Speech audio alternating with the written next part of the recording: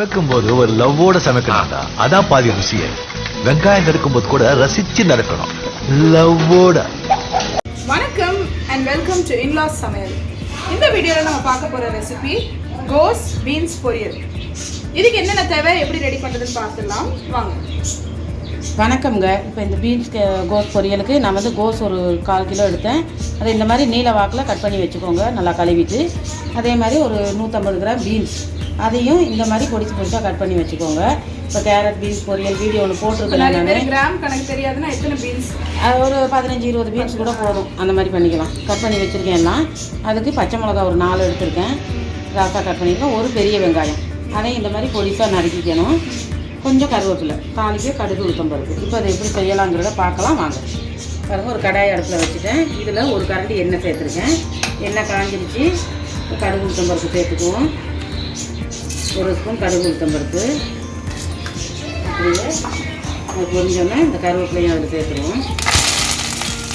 சேர்த்துட்டு இந்த பச்சை மிளகா வெங்காயம் ரெண்டுத்தையுமே இதில் போட்டுருவோம்.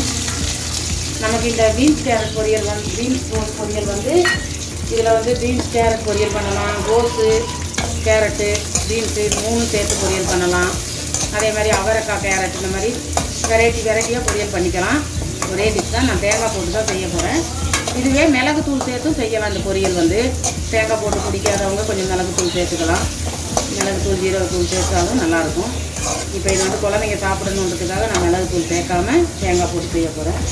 வெங்காயம் ஓரளவு வதங்கட்டும். கொஞ்சம் உப்பு சேர்த்துக்கிறேன், ஒரு 1/2 ஸ்பூன் உப்பு. நான் வந்து கறி குழம்பு வைக்கிற அன்னைக்கெல்லாம் ஒரு பொரியல் பண்ணிடுவேன். உப்பையும் சேர்த்து கரையன் ஆயிடுவான். இந்த மாதிரி வதங்கினோன்னா இப்போ நம்ம இந்த கோஸை இதில் சேர்த்துக்கோம். ரொம்ப வதங்கணும்னு அவசியம் இல்லை. இப்போ இதெல்லாம் சேர்த்து வதங்கும்போது எல்லாம் வதங்கிடும். வெறும் இந்த காயை போட்டு கூட பெரட்டிட்டு சாப்பிட்லாம், நல்லாயிருக்கும். சூடாக சாதத்தில் போட்டு சாப்பிட்டா மழை சாரல் மாதிரி போட்டு இதையும் நல்லா கிண்டி விட்டணும். இப்போ இதை நான் இதை வதங்குறதுக்கு விட்டுட்டு கொஞ்சம் தேங்காய் பொடி பண்ணி எடுத்துகிட்டு வர போகிறேன் மிக்சியில். ஏன்னா நம்ம வீட்டில் திருவலை இல்லை, அதனால் மிக்சியில் தான் அரைச்சி எடுத்துகிட்டு வர போகிறேன். தேங்காய் பூ தான் போடணும். இது ஓரளவு வதங்கட்டும். ஒரு மூடி போட்டு மூடிடுவோம். பார்ப்போம். பாருங்கள், நல்லா வதங்கிடுச்செல்லாம். தண்ணி கொஞ்சம் விடணும். தண்ணியெல்லாம் விடவே தேவையில்லை, எண்ணெயிலே வதங்கிடும். வெறும் பீன்ஸும் கேரட்டும் பொரியல் பண்ணும்போது மட்டும்தான் தண்ணி கொஞ்சம் சேர்க்கணும். கோஸ் பண்ணும்போது சேர்க்க தேவையில்லை. மஞ்சள் தூள் வந்து ரொம்ப கம்மியாக போடணும், ஏன்னா டக்குன்னு கலரு இது மஞ்சள் கலர் ஆகிடும். போட்டுட்டு இந்த மாதிரி கிண்டி விட்டுட்டோம். இந்த பீன்ஸ் கேரட் பொரியல் நல்லாயிருக்கும். ஒரு 1/4 ஸ்பூன். அதே மாதிரி கோஸு கேரட்டு மஞ்சள் தூள் ஒரு 1/4 ஸ்பூன் போட்டுப்பீங்களா? 1/4 ஸ்பூன். ஆமாம், 1/4 ஸ்பூன் தான் போட்டேன். பாருங்கள் எவ்வளோ கலர் கொடுத்துருச்சு டக்குன்னு. இந்த மாதிரி கிளறி விட்டு அடுத்து தேங்காயும் போட்டு, இப்போ வந்து தேங்காய் ஒரு 1/2 மூடி தேங்காய் எடுத்துருக்கேன், அதையும் சேர்த்துக்கிறேன். திருவி வச்ச தேங்காய். திருவி வச்ச தேங்காய் தான் மிக்சியில் இது பண்ணிக்கிட்டேன், தேங்காய் திருவுன மாதிரி. ஏன்னா நம்மக்கிட்ட திருவலை இல்லை. தேங்காயும் போட்டு இந்த மாதிரி பண்ணிவிட்டு வெறும் சாதம், சூடு சாதத்தில் சாப்பிட்டா ரொம்ப டேஸ்ட்டாக இருக்கும். நல்லா காரக்குழம்புலாம் கூட சைட் டிஷ்ஷில். ஆமாம், அதே மாதிரி இந்த கறி குழம்பு, மீன் குழம்பு அதை செஞ்சுட்டு இதையும் செஞ்சுக்கிட்டு சாப்பிட்டு பாருங்கள், ரொம்ப டேஸ்ட்டாக இருக்கும். ஒரு 2 செகண்டு, ஒரு 2 நிமிஷம் அடுப்பில் இருக்கட்டும். அப்படியே இப்போ இந்த கோஸ் பீன்ஸ் பொரியல் ரெடி ஆகிடுச்சு. பாருங்கள், பார்க்கவே ரொம்ப நல்லா இருக்குது.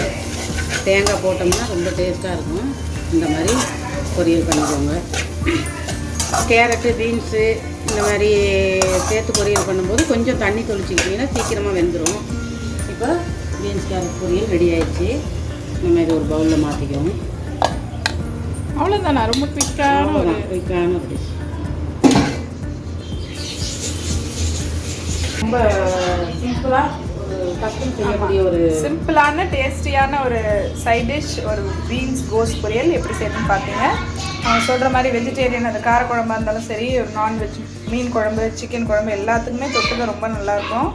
நல்ல ஒரு ஹெல்த்தியான டிஷ்ஷும் கூட. குழந்தைங்களுக்கு பிணைஞ்சு நீங்கள் ஊட்டினீங்கன்னா விருப்பமாக சாப்பிடுவாங்க. அடுத்து ஒரு நல்ல வீடியோடு உங்களை சந்திக்கிறோம். இன்லாஸ் சமையலுக்கு சப்ஸ்கிரைப் பண்ணாதவங்க சப்ஸ்கிரைப் பண்ணுங்கள், சப்போர்ட் பண்ணுங்கள். மறக்காமல் பெல் பட்டனையும் கிளிக் பண்ணுங்கள். அடுத்து ஒரு நல்ல வீடியோடு உங்களை சந்திக்கிறோம். until then bye.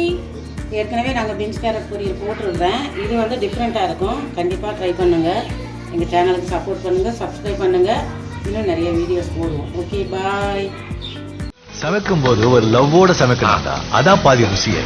வெங்காயம் நறுக்கும் போது கூட ரசிச்சு நறுக்கணும், லவ்வோட.